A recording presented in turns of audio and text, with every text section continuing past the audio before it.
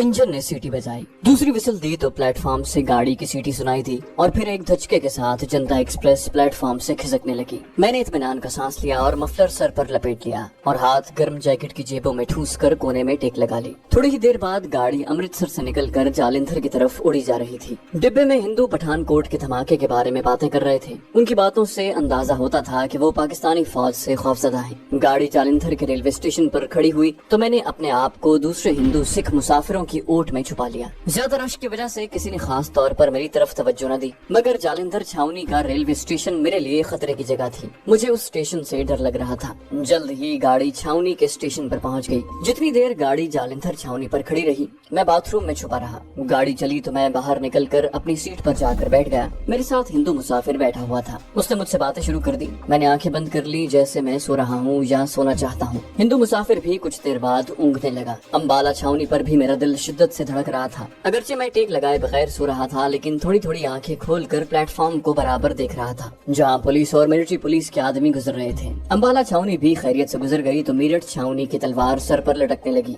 मेरठ छावनी बहुत बड़ी छावनी थी। मैंने अंदाजा लगाया था कि छावनी के हर स्टेशन पर मिलिट्री पुलिस की नफरी कुछ ज्यादा ही थी। मेरठ छावनी से पहले मेरठ सिटी पर गाड़ी लेट हो गई। आध घंटा ठहर कर आगे चली। मेरठ छावनी का स्टेशन आया तो एक सिपाही ने खिड़की के अंदर झांक कर देखा। मैं भी दूसरे मुसाफिरों के साथ बैठा ऊँघ रहा था। गोशाए चश्म से देखा तो सिपाही ने डिब्बे में एक गहरी नजर डालकर सब मुसाफिरों को देखा और फिर सर निकाल कर आगे चल दिया। मैंने शुक्र का कलमा अदा किया। मेरठ छावनी से गाड़ी निकली तो 15-20 मील आगे जाकर रुक गई। खुदा जाने यहाँ लाइन की मरम्मत हो रही थी या कोई और बात थी कि गाड़ी 1 घंटा खड़ी रही। उसके बाद ऐसी लेट होना शुरू हुई कि जब दिल्ली पहुंची तो सुबह हो चुकी थी। दिल्ली बहुत बड़ा रेलवे स्टेशन था। मैं पहले एक बार इस शहर में वीजा लेकर आ चुका था। लाल किला और चांदनी चौक की सैर कर चुका था, लेकिन अब मैं एक हिंदू के भेष में माथे पर केसर का तिलक लगाए ट्रेन से उतर रहा था और भारतीय इंटेलिजेंस मेरी तलाश में थी। प्लेटफॉर्म पर मुसाफिरों की भीड़ थी। प्लेटफॉर्म की दीवार के साथ मैंने मिलिट्री पुलिस वालों को देखा कि कतार बांधे एक एक मुसाफिर को घूर रहे हैं। मैं हुजूम में गुम होकर गेट की तरफ बढ़ा।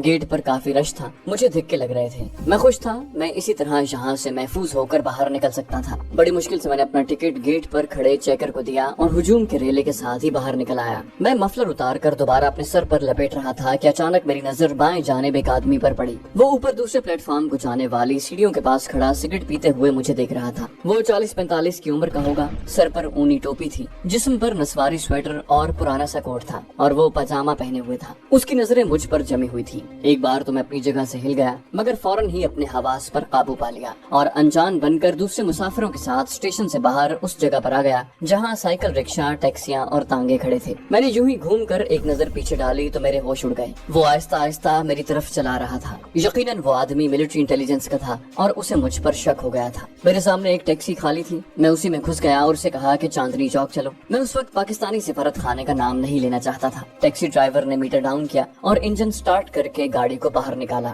वो पुरस्कार शख्स मुसलसल एक तरफ खड़ा सिगरेट का कश लगाते हुए मेरी तरफ देख रहा था। मेरे जिस्म में खौफ की सर्द लहर दौड़ गई। मैंने टैक्सी वाले से कहा कि जल्दी चलो। वो टैक्सी को निकाल कर सड़क पर ले आया। फिर उसका रुख चांदनी चौक की तरफ हो गया। मैं दिल्ली की सड़कों से इतना वाकिफ नहीं था, अलबत्ता चांदनी चौक और लाल किले को पहचान सकता था। टैक्सी की बारौनक सड़कों पर से लोग गुजर रहे थे। मैंने टैक्सी ड्राइवर से नाम पूछा तो मालूम हुआ कि वो मुसलमान है। मैंने शीशे में से पीछे निगाह डाली। कई एक गाड़ियाँ और रिक्शे सड़क पर हमारे पीछे आ रहे थे। मैं कोई अंदाजा न लगा सका कि वो आदमी वहीं रह गया है या मेरा ताकुब कर रहा है। जब टैक्सी 2-3 बाजारों में से गुजर गई तो मैंने ड्राइवर से कहा, तुम्हें मालूम है यहाँ पाकिस्तानी सिफारत खाना कहाँ है? वो बोला, हाँ जी, क्या आप वहाँ जाएंगे? मैंने कहा, हाँ, पाकिस्तानी सिफारत खाने चलो। टैक्सी वाला बोला, पहले कह दिया होता बाबूजी, अब चक्कर काट कर जाना पड़ेगा। मैंने कहा, कोई बात नहीं, मैं तुम्हें ज्यादा पैसे दे दूंगा। टैक्सी ड्राइवर ने एक चौराहे से टैक्सी घुमाई और एक तंग बाजार में से गुजर कर खुली सड़क पर आ गया। सड़क की एक जानिब ऊंची ऊंची इमारतें और दूसरी जानिब एक पार्क था। मैंने एक बार फिर गर्दन घुमाकर अकबी शीशे में से पीछे देखा। कुछ फासले पर एक टैक्सी चली आ रही थी। उसके अंदर सवारियां बैठी मुझे नजर न आई। कहीं वो कमबख्त मेरा ताकुब तो नहीं कर रहा, मैंने सोचा। फिर ये कहकर अपने आप को तसल्ली दी कि वो रेलवे स्टेशन पर ही रह गया होगा। टैक्सी एक फैशनेबल इलाके में पहुंच गई, जहाँ बड़ी खूबसूरत कोठियाँ थी। सड़क के दोनों जानिब साफ सुथरे फुटपाथ बने हुए थे। इन फुटपाथों के ऊपर घने दरख्त जनवरी की सुनहरी धूप में चमक रहे थे।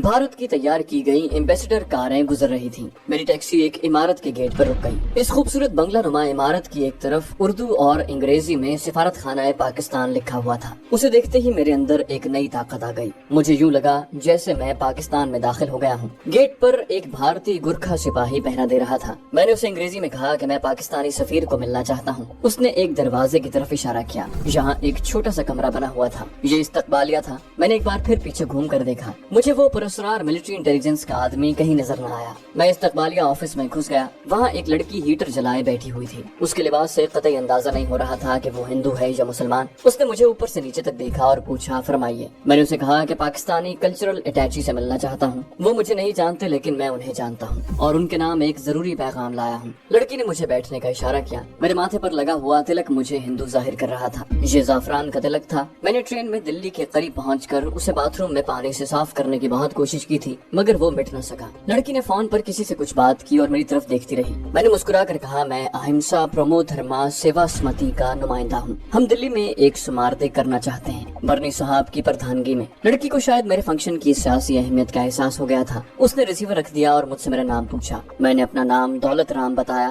اس نے رجسٹر میں میرا نام درج کر کے میرے دستخط کروائے اور چپراسی سے کہا کہ مجھے برنی صاحب کے پاس لے جائے۔ چپراسی وردی پوش تھا۔ وہ مجھے ساتھ لے کر سفارت خانے کے عقبی جانب ایک برآمدے میں آ گیا، جہاں ایک کمرے کے باہر کلچرل اٹیچی برنی صاحب کا نام لکھا ہوا تھا۔ میں کمرے میں داخل ہو گیا۔ ایک شاندار میز کی دوسری جانب ایک نوجوان بیٹھا سگریٹ پی رہا تھا۔ میری طرف دیکھ کر مسکرایا اور بولا، فرمائیے مہاشی جی، میں آپ کی کیا خدمت کر سکتا ہوں؟ میں کرسی پر بیٹھ گیا۔ وہ میز پر رکھی ایک ڈائری کے ورق الٹنے لگا اور بولا، اس ہفتے میں مصروف ہوں، یہ بتائیے آپ کا سماردے کب ہو رہا ہے؟ میں نے آہستہ سے کہا، میں ہندو نہیں بلکہ ایک پاکستانی ہوں۔ کلچرل اٹیچی کا ہاتھ وہیں رک گیا۔ اس نے چونک کر میری طرف نگاہیں اٹھائیں اور بولا، پاکستانی؟ آپ کہاں سے آ رہے ہیں؟ یہاں ہماری باتیں کوئی اور تو نہیں سن رہا؟ وہ بولا، جی نہیں، مگر بات کیا ہے؟ اس نے سگریٹ شیشے کے ایک خوبصورت چمکیلے ایشٹرے میں بجھاتے ہوئے کہا۔ میں نے کہا، میں سفیر صاحب سے ملنا چاہتا ہوں، آپ مجھے ان کے پاس پہنچا دیں۔ اس کے چہرے سے مسکراہٹ غائب ہو گئی اور اس کی جگہ بیزاری کا تاثر آ گیا۔ وہ روایتی سے سرد لہجے میں بولا، سفیر صاحب تو اسلام آباد کے ایک ضروری کانفرنس میں شرکت کے لیے گئے ہوئے ہیں، مگر آپ کو کیا پرابلم ہے؟ کیا پاسپورٹ گم ہو گیا ہے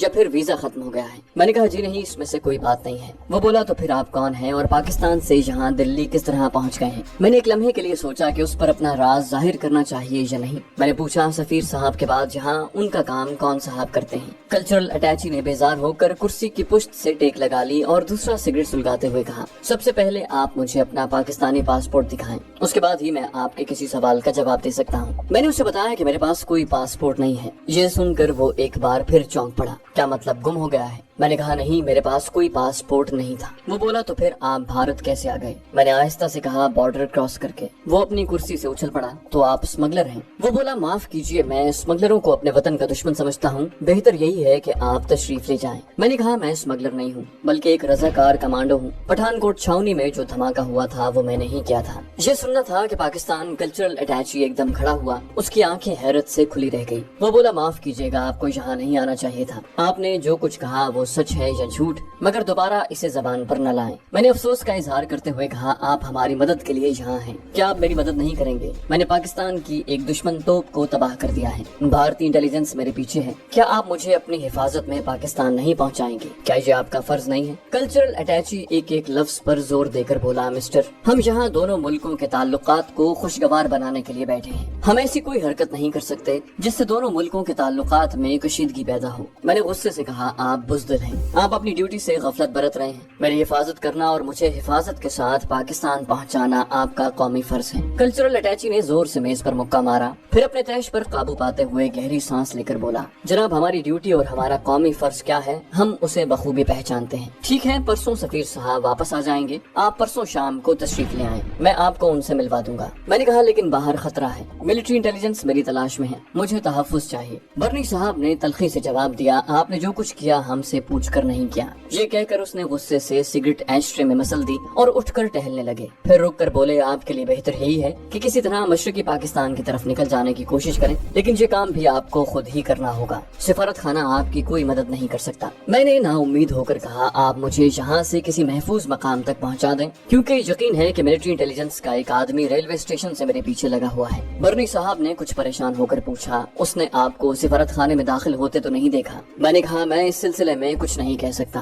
برنی صاحب نے اسی وقت کسی صاحب کو فون کیا اور میری طرف متوجہ ہو کر بولے، ہم آپ کو اپنی حفاظت میں یہاں سے نکال کر دلی سے آگے دوسرے اسٹیشن غازی آباد تک پہنچا دیں گے، وہاں سے آپ کو ہوڑا ایکسپریس پکڑ کر کلکتہ پہنچنا ہوگا اور مغربی بنگال کی جانب سے ہلی کے مقام سے بارڈر کراس کر کے مشرقی پاکستان میں داخل ہونا ہوگا۔ ہم آپ کو راستے کا ایک مختصر نقشہ دے دیں گے، صرف اسی طریقے سے آپ پاکستان پہنچ سکتے ہیں۔ مجھے سرد مہری کے اس سلوک سے مایوسی تو بہت ہوئی، مگر میں مجبور تھا اور کسی نہ کسی طریقے سے پاکستان واپس پہنچنا چاہتا تھا۔ میں نے ان سے کہا کہ بھارتی فوج نے پنجاب کے بارڈر کا کنٹرول سنبھال لیا ہے، کیونکہ مشرقی پاکستان میں بہت گڑبڑ ہے، مشرقی پاکستان کا بارڈر کراس کرنا بہت مشکل ہے۔ برنی صاحب ہاتھ جھٹک کر بولے، آئی ایم سوری، اس سے زیادہ ہم آپ کی کوئی مدد نہیں کر سکتے، اگر آپ تیار ہیں تو میرے ساتھ آئیے۔ ناچار میں ان کے ساتھ چل پڑا۔ وہ مجھے کمرشل سیکرٹری کے پاس لے گئے، مجھے باہر بٹھا کر وہ کچھ دیر کمرے میں سیکرٹری کے ساتھ باتیں کرتے رہے، پھر باہر آ کر بولے، سب کام ٹھیک ہو گیا ہے، ہم آپ کو اخراجات کے لیے کچھ بھارتی کرنسی اور کچھ پاکستانی کرنسی بھی دیں گے۔ میں نے کہا اگر مجھے ایک پستول،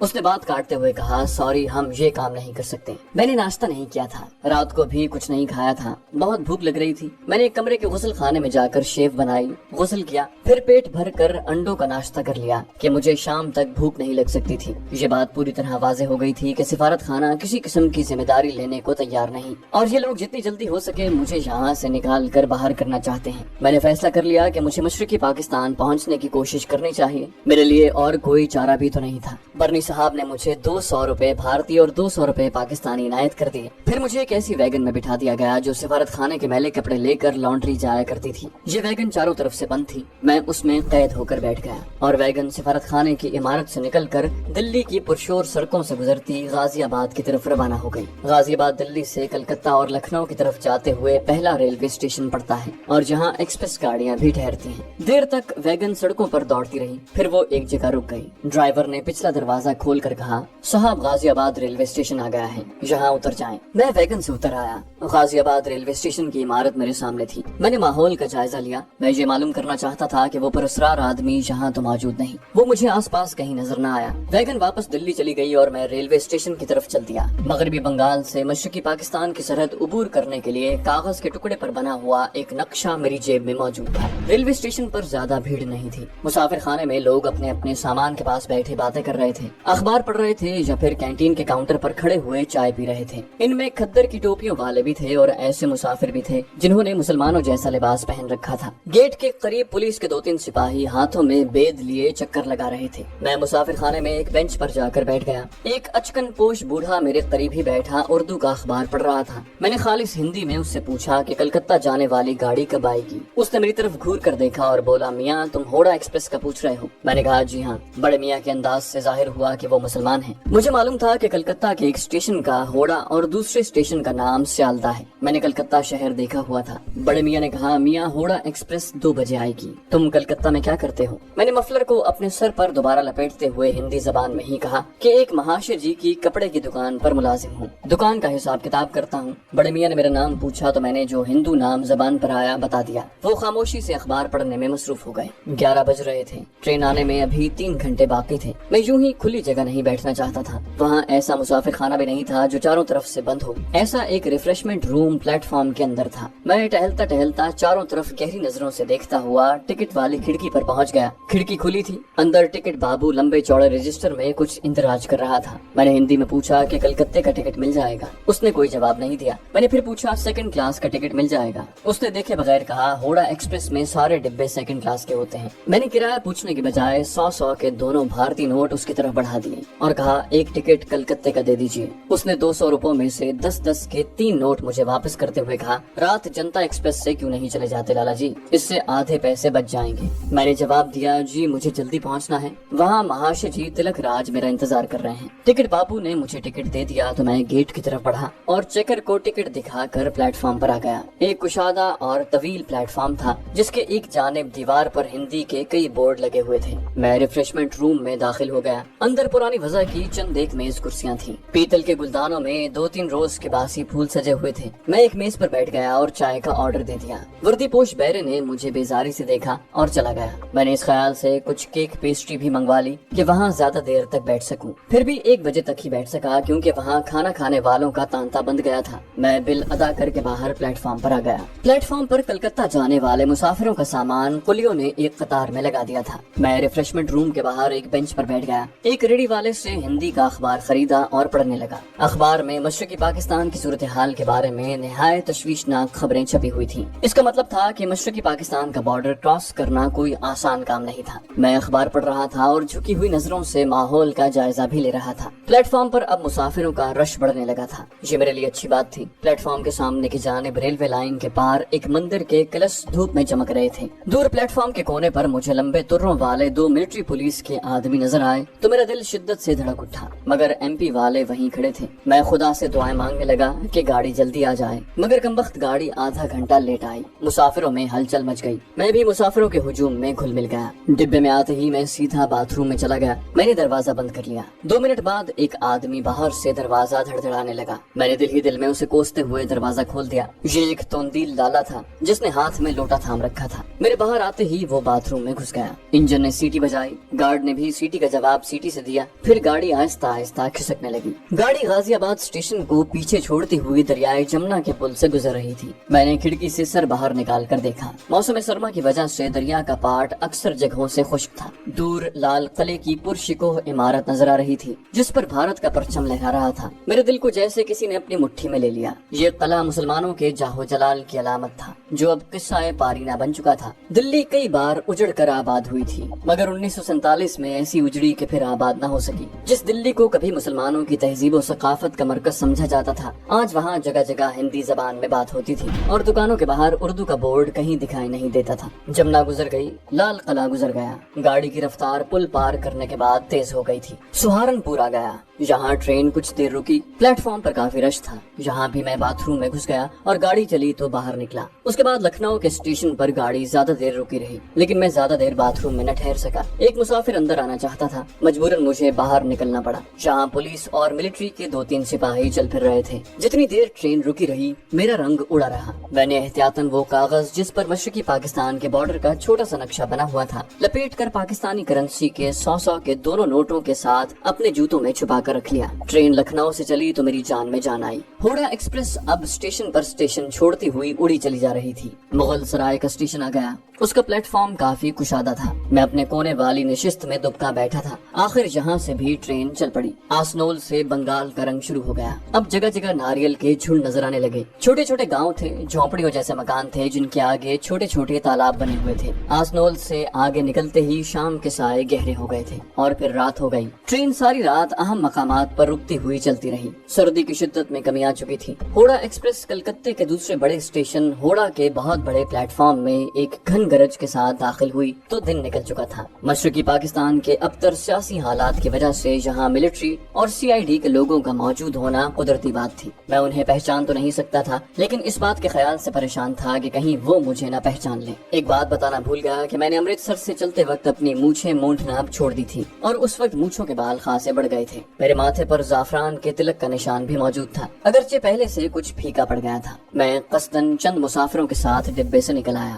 اور لوگوں کی بھیڑ میں گم ہو کر پلیٹ فارم کی جانب بڑھنے لگا۔ 2-3 ایسے سفید پوش آدمیوں کو میں نے دیکھا تھا جو ایک طرف ہٹ کر کھڑے ہوئے تھے اور مسافروں کو گھور گھور کر دیکھ رہے تھے۔ ایک جگہ مغربی بنگال کا وردی پوش سپاہی ایک مسافر کی تلاشی لے رہا تھا۔ ایک آدمی جو شکل و صورت سے انٹیلیجنس کا آدمی لگتا تھا سپاہی کے قریب کھڑا تلاشی کا عمل نہایت دلچسپی سے دیکھ رہا تھا۔ میں نے سر جھکا لیا اور مسافروں کے دھکے کھاتا سیڑھیوں والا پل چڑھنے لگا۔ یہ سیڑھیاں دوسرے پلیٹ فارم پر جا کر ختم ہو جاتی تھی۔ گیٹ پر ایک بنگالی ٹکٹ چیکر کھڑا تھا۔ دوسرے مسافروں کے ساتھ میں بھی ٹکٹ تھما کر باہر نکل آیا۔ میں ایک طرف ہو کر مفلر گردن سے اتار کر تہ کرنے لگا کیونکہ کلکتے کا موسم زیادہ سرد نہیں تھا۔ اچانک ایک آدمی میرے قریب آ کر بولا، کہاں سے آ رہے ہو؟ میں اندر سے کانپ گیا مگر اوپر سے بڑے پراعتماد انداز میں مفلر تہ کرتے ہوئے جواب دیا، دلی سے آ رہا ہوں۔ اور کہاں سے آنا ہے مہاراج؟ دلی میں کڑاکے کا پالا پڑ رہا ہے۔ اس شخص کا چہرہ سپاٹ تھا، صرف اس کی کرنجی آنکھوں میں ایک خاص قسم کی چمک تھی۔ پتلون اور بشرٹ میں ملبوس تھا۔ عمر 40 کے قریب ہوگی۔ بالوں میں کہیں کہیں سفیدی جھلک رہی تھی۔ مجھ پر نظریں گاڑے وہ نچلا ہونٹ دانتوں میں بار بار دبا لیتا تھا۔ دلی میں کیا کرتے ہو اور یہاں کس سے ملنے آئے ہو؟ اس کا اردو بولنے کا لہجہ کرنال والوں کا تھا۔ میں نے اسی اعتماد کے ساتھ جواب دیا، مہاراج دلی میں کھادی بنڈار والوں کی دکان پر کام کرتا ہوں۔ یہاں کلکتے کے سونا گاچی بازار میں ان کی دوسری دکان ہے، وہاں بدلی ہوئی ہے۔ اس نے ایک خطرناک سوال کیا، تمہارا سامان کہاں ہے؟ میں نے संभल कर जवाब दिया, सामान? महाराज, हम गरीबों का क्या सामान होगा, दुकान पर सब कुछ मिल जाएगा। लेकिन आप क्यों पूछ रहे हैं महाराज? वो जरा सा मुस्कुराया। तुम्हारा नाम क्या है? राजेश कुमार। तो राजेश कुमार जी, मेरे साथ जरा पुलिस स्टेशन तक चलना होगा। मेरी रूह लरज उठी। यही वो जुमला था जिसका मुझे उस वक्त से धड़का लगा हुआ था जब से मैंने बॉर्डर क्रॉस किया था। मगर मैंने बड़ी हिम्मत से काम लेते हुए अपने चेहरे पर जरा सी घबराहट जाहिर न होने दी। कम से कम मुझे यही यकीन था। मैंने जरा तलखी से कहा, क्यों महाराज, हम थाने काहे को जाएं? क्या हमने कोई चोरी की है, किसी की जेब काटी है? चलिए आप हमारी दुकान पर चलिए। उस पर मेरी बात का कोई असर न हुआ। तहकुमाना लहजे में बोला, राजेश जी, सीधी तरह मेरे साथ थाने चलें, आपको जो कुछ कहना है वहीं चलकर कहें। उसने मुझे बाजू से पकड़ लिया, फिर आहिस्ता से बोला, अगर आपने भागने की कोशिश की तो इतना जरूर याद रखें कि मेरा जो हाथ पतलून की जेब में है उसमें एक भरा हुआ पिस्तौल है। मेरा बदन खौफ से ठंडा पड़ गया, लेकिन ऊपर से मैं उसे यही कह रहा था कि चलो थाने चलो, मैं दुकान पर फोन करके मालिक को बुला लूंगा, फिर आपको शर्मिंदा होना पड़ेगा। लेकिन अंदर से मेरी जान हवा हो गई थी और मुझे अपने सामने मौत का फंदा नजर आने लगा। ये हकीकत थी कि अगर एक बार थाने पहुंच गया तो फिर दुनिया की कोई ताकत मुझे मौत के मुंह से नहीं बचा सकेगी। तलाशी लेने पर मेरे जूते के अंदर से मशरकी पाकिस्तान का सरहदी नक्शा और पाकिस्तानी करेंसी बरामद हो जाएगी। फिर तिब्बी मुआयने से ये बात साबित हो जाएगी कि मैं हिंदू के भेष में मुसलमान हूँ, गोया पाकिस्तानी जासूस हूँ। उसके बाद उनके लिए ये मालूम करना मुश्किल न होगा मैं वही कमांडो हूँ जिसने पठानकोट छावनी में प्रिया तोप तबाह की थी। मैंने तेजी से फरार होने के इम्कानात पर गौर करना शुरू कर दिया। इंटेलिजेंस का आदमी मजबूती से मेरा बाजू पकड़े मुझे कलकत्ता रेलवे स्टेशन से बाहर ले आया। उसने एक साइकिल रिक्शे वाले को इशारे से बुलाया और मुझे अपने साथ बैठा लिया। उसने मेरे बाजू में अपना बाजू डाल रखा था। मैंने कहा, लाला जी, मेरा कसूर क्या है, मैंने क्या अपराध किया है? इंटेलिजेंस वाला खामोश रहा। उसने रिक्शे वाले से कहा, कोलू टोला थाने चलो। बंगाली रिक्शे वाला सड़क पर एक जानिब रवाना हो गया। सड़क पर काफी ट्रैफिक थी, 2 मंजिला बसें गुजर रही थी। बंगाली लोग साइकिल, गाड़ियों, बसों में और पैदल चल रहे थे। दोनों जानिब ऊंची ऊंची फ्लैटों वाली इमारतें थी, जिनके फ्लैटों की गैलरियों में कहीं कहीं रंग बरंग साड़ियाँ सूखने के लिए डाल दी गई थी। मैं रिक्शे से छलांग नहीं लगा सकता था। इंटेलिजेंस वाले ने मेरे बाजू को अपने शिकंजे में ले रखा था और अगर मैं किसी तरह छलांग लगाने में कामयाब हो भी जाता तो वो पीछे से मुझे गोली मार देता। मैं बीच बीच में उसे कहता जाता था कि मैं अपराधी नहीं हूँ। थाने की बजाय मुझे सोनागाची के खादी भंडार ले चलो, तुम्हें सब कुछ मालूम हो जाएगा। मेरा मकसद सिर्फ इतना था कि वो किसी तरह मुझे पुलिस स्टेशन न ले जाए, लेकिन वो हर बार यही जवाब देता कि कोई बात नहीं, थाने चलकर सब कुछ बता देना, तुम्हें छोड़ दिया जाएगा। अब मैंने मरने मारने का फैसला कर लिया था। मेरी आफियत इसी फैसले में थी। ये बात यकीनी थी कि अगर मैंने इस वक्त फरार की कोई राह न निकाली तो चंद रोज में या तो मुझे गोली से उड़ा दिया जाएगा या फिर बाकी जिंदगी उकूबत खानों में सिसक सिसक कर खत्म हो जाएगी और वो जिंदगी मौत से भी बदतर होगी। साइकिल रिक्शा कुशादा चौक में से गुजरकर एक निस्बतन तंग बाजार में दाखिल हो गया। यहाँ सड़क हमवार नहीं थी और धचके लग रहे थे। इंटेलिजेंस के आदमी ने बंगला जबान में शायद रिक्शे वाले को आराम से चलने की हिदायत की। मैं तेज नजरों से उस इलाके के मकानों, फ्लैटों और दुकानों का जायजा ले रहा था। यहाँ हर 4-5 इमारतों के बाद एक तंग गली अंदर को चली जाती थी। ये पुराने खस्ता हाल फ्लैटों वाली इमारतें थी जहाँ बच्चे इधर उधर सड़क पर खेल रहे थे। एक जगह सड़क के गड्ढे में से गुजरते हुए साइकिल रिक्शे को जोर का धचका लगा और उसके साथ ही इंटेलिजेंस के आदमी और मेरे दुश्मन का बाजू मेरे बाजू से निकल गया। जिंदगी के मैदान में छलांग लगाने का यही एक मौका था और मैं उस साइकिल रिक्शे से कूद गया। सड़क पर गिरते ही मैं पूरी ताकत से जिधर मुंह उठा दौड़ता चला गया। मेरे पीछे पकड़ो पकड़ो का शोर मच गया। ये मेरे दुश्मन की पुकार थी। मुझे हर लम्हे पीछे से होने वाले फायर का धड़का लगा हुआ था। अचानक एक समात शिकन धमाका हुआ और मेरी सांस हलक में रुक कर फंदा सी बन गई। मैं लड़खड़ा कर गिरा और मेरी आंखें धुंधला गई।